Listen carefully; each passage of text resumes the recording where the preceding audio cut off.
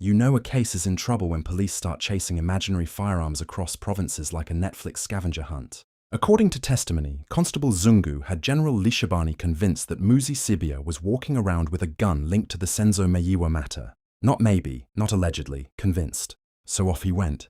KwaZulu-Natal, SUP13, task teams, tracing operations, fast-tracked DNA tests, the full VIP treatment, and after all that drama, nothing. No gun in KwaZulu-Natal, no gun in SAPI-13, no gun on Muzi, no DNA match, nothing except collapsing theories and a man sitting in jail. But wait, it gets better. Despite the evidence evaporating in real time, Muzi was still hunted down in Thembisa like South Africa's most wanted supervillain, only for police to allegedly find drugs instead of the legendary disappearing firearm everybody had been preaching about.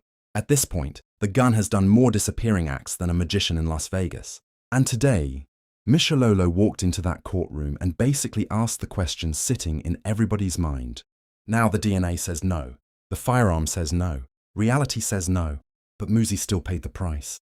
That is the part that hits hardest. A man lost freedom while investigators were busy chasing ghosts, theories, and what increasingly sounds like a SAP's bedtime story that completely fell apart under examination. My Lord, after assessing the information, and then I said, because you were saying that no, the metal weapon is booked at the station at KZN, what must we do? He said, please, General, if you can just give me a vehicle. I don't want any other person to know that we are tracing this case. And it's true, my Lord. I informed General Ndlovu, and then it's where now I gave the car to Zungu to go to KZN. But when he arrived back, he said, you know what, sorry. I thought it was booked in the SAPTT. They said they never put in there because now they solved the matter and the firearm was never handed in. It's why I said I was a little bit disturbed about that. Uma ngabe uthi ke wase umeseka ke uConstable Zungu ngokuthi kutholakale ke noma ke isibhamu lesike usho ukuthini ke emuva kokuthi ngase ke ngilalela ke lokho angitshela kona ngambuza ke ukuthi asenze kanjani ke manje wasethi yena ke General uma nje unganginikeza imoto ungivumeleke ngihambe ngiye eKZN kungabikho umuntu ke ohamba nami kube yimina kuphela ngoba angifuni ke bazi ukuthi ke sisekhondweni ke lalo icala leli ngempela ke ngakhuluma ke naye uGeneral Ndlovu Major General Ndlovu imoto ke wayinikezwa uZungu kodwa ke ngeshwa uma ngabe ebuya wathi ke ngiyaxolisa General isibhama ngisitholanga bashilo bathi cha isibhama sikaze sifakwe noma sibhalwe ke encwadini iSAP13 nokuthi futhi udaba lolu ke baxazulula isibhamu ke sangathathwa. My Lord, I must state that, remember, it was the very first time we received that information about the two suspects to link them with the murder case. Futhi ke Nkosi yenkantolo kwakuokokuqala na ukuthi ke sitholeke leyo information leyo ke mayelana nabasola laba ababili ke okubahlanganisa nalo icala lokubulala. That's why when he arrived back, I said, okay, fine. He said, don't worry. Give me this car for a week or so.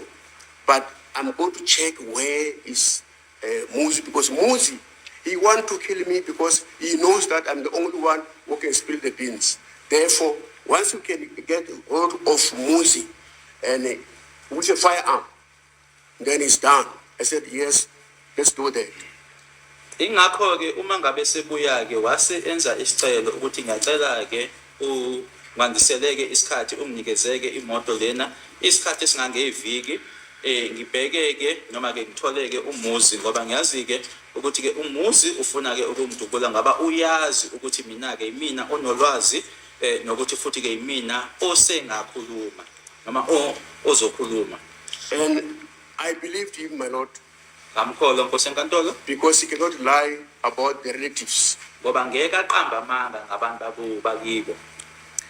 After following paragraph 6, after following the firearm lead, Constable Zungu told about Moses Spia's activities and that he was frequenting Force Loras in Tembisa. Zungu was concerned about his safety from Sibia. In particular, he further gave me information about him Sibiya carrying a firearm. This information was followed. However, Moses Biya was found in possession. However, Moses Biya was found in possession of drugs and charged accordingly. While he was arrested, I communicated with General Ndlovu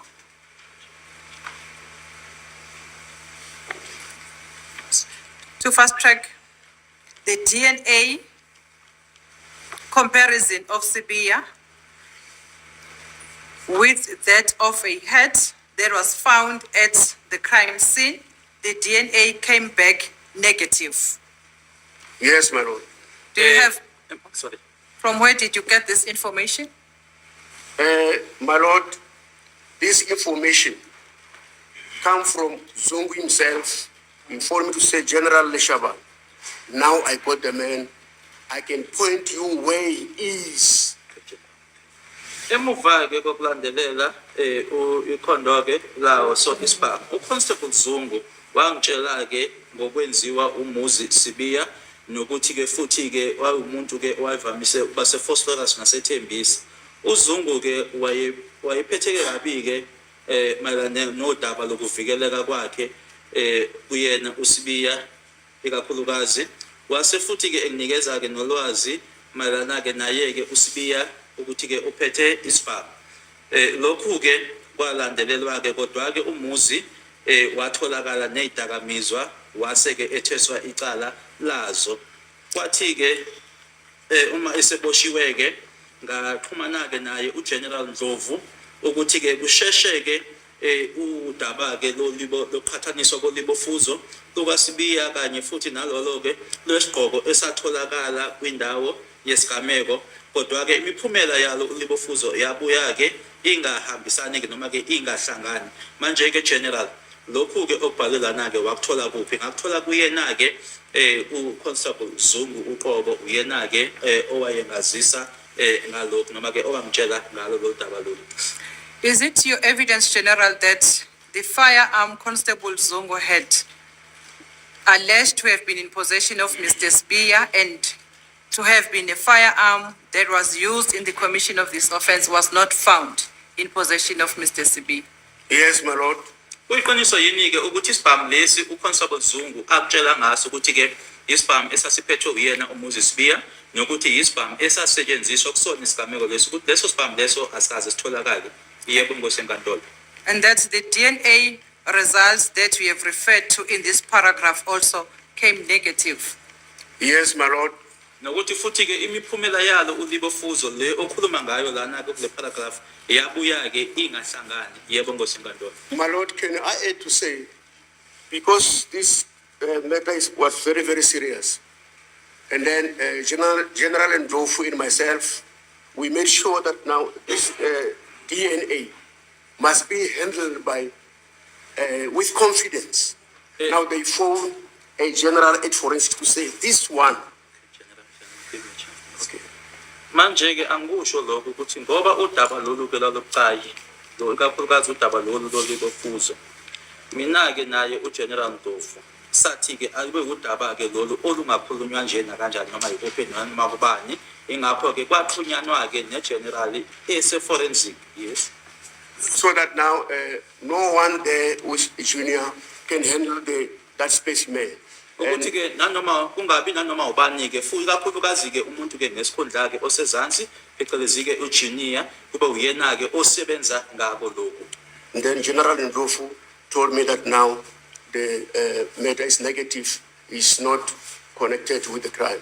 uGeneral Ndlovu wasengitshela ke ukuthi cha ke imiphumela ayihambisani ke akukho okumhlanganisa necala. Thank you.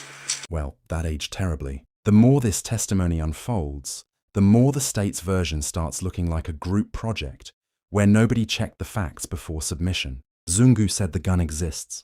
Leshabane believed him. Operations began. People get arrested. DNA gets rushed. Then court arrives and suddenly the evidence develops stage fright. Gone. Missing. Vanished. And now, Mishalolo is peeling this thing apart layer by layer, while the courtroom watches the solid theory collapse like cheap garden furniture. Because here's the uncomfortable reality. If the gun never existed where they said it existed, if the DNA never matched, if Muzi was found without the firearm, then why was the machinery of the state moving with such confidence? That question is now hanging over this case like a thundercloud. This video discusses allegations and courtroom testimony presented in public proceedings. We do not offer legal advice, and all accused persons remain innocent until proven guilty in a court of law. Thanks very much for watching, and I'll catch you on my next upload. I'm Skybridge. Goodbye.